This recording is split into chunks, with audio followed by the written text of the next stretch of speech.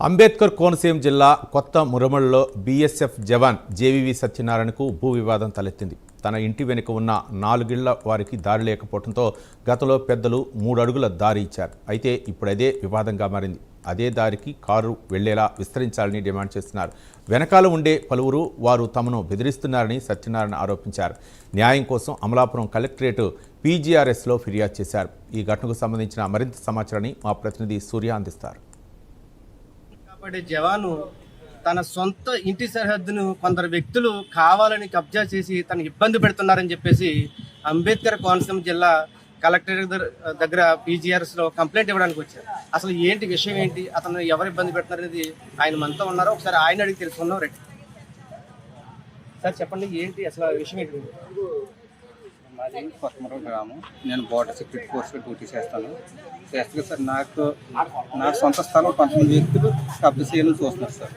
దానికని falls complaint ఇచ్చి స్టేషన్లో నా మీద నా ఫ్యామిలీ మీద కేసు పెట్టడం చూశారు సార్. దానికి గాను రవీంద్రబాబు గారు అందులో ఎటువంటి దారి లేకుండా డాక్యుమెంట్లో ఆ వ్యక్తి ఇచ్చిన కంప్లైంట్ తీసుకుని అతను ఇష్టం వచ్చినట్టు మమ్మల్ని పిలిచి స్టేషన్లోని మమ్మల్ని ఇబ్బంది పెట్టి మా ఫ్యామిలీని మమ్మల్ని ఇబ్బంది పెట్టి నాకు డ్యూటీలో ఉండగా నాకు కాల్ చేసి అతను నా మీద ఎఫ్ఐఆర్ వేస్తానని మాట్లాడి చెప్పడం కూడా జరిగింది సార్. ఇది ఏ ఊర్లో జరుగుతుందండి? ఎవరిని చేస్తుంటారు సార్? ఇది మురమల్ల విత్తనలవారిపాలెం సార్. కొత్త మురమల్ల విత్తనలవారిపాలెం సార్. మాకు చేస్తున్న ఎగనిస్ట్ గంజా శ్రీనివాస్ సార్. అతను గత 4 సంవత్సరాల నుంచి కూడా నన్ను ఏదో విధంగా ఏదో కేసులు ఇరికించాలని చూస్తున్నారు సార్. అలాగే సేమ్ కంప్లైంట్ 4 ఇయర్స్ నుంచి పెట్టడం జరుగుతుందండి. 4 ఇయర్స్ నుంచి ఎస్సీ గారు వస్తున్నారు, డాక్యుమెంట్స్ వస్తున్నారు. అతను ఇచ్చింది నచ్చితే వెళ్ళు, లేదంటే ఇందులో మేము చేసింది లేదని కూడా వెళ్ళిపోతుంది సార్. మరి ఇప్పుడు వచ్చిన రవీంద్రబాబు గారు ఈ కంప్లైంట్ని తను పర్సనల్గా తీసుకున్నారు సార్. అతనికి నాకు మరి వ్యక్తిగతంగా ఏమున్నాయి కూడా తెలియట్లేదు సార్. అతను ఒక గవర్నమెంట్ జాబే, నేను కూడా దేశంలో చేస్తున్నాను. నేను ఒక గవర్నమెంట్ ఎంప్లాయీని. అతన్ని పర్సనల్గా తీసుకోవాల్సినంత అవసరం అతనికి ఇచ్చింది ఎవరు ఇచ్చారు, అసలు అంత ప్రోత్సాహం ఎవరు చేస్తున్నారు కూడా తెలియవలసి ఉంది సార్. గంజా శ్రీనివాస్ వ్యక్తి గారు చెప్తున్నారు కదా, అసలు ఆయన ఎవరు, ఈ స్థలానికి ఆయనకి సంబంధం ఏంటి? గంజా శ్రీనివాస్ అనే వ్యక్తి మా ఈ స్థలాన్ని ఆనుకుని 2 ఇల్లుల తర్వాత అతని ఇల్లు ఉంది సార్. అతను వెళ్ళడానికి మేము వదిలిన దారి నుంచి వెళ్ళాలి సార్. డాక్యుమెంట్లో అసలు దారి ఉందండి వాళ్ళు వెళ్ళడానికి మీ స్థలం నుంచి వాళ్ళకి?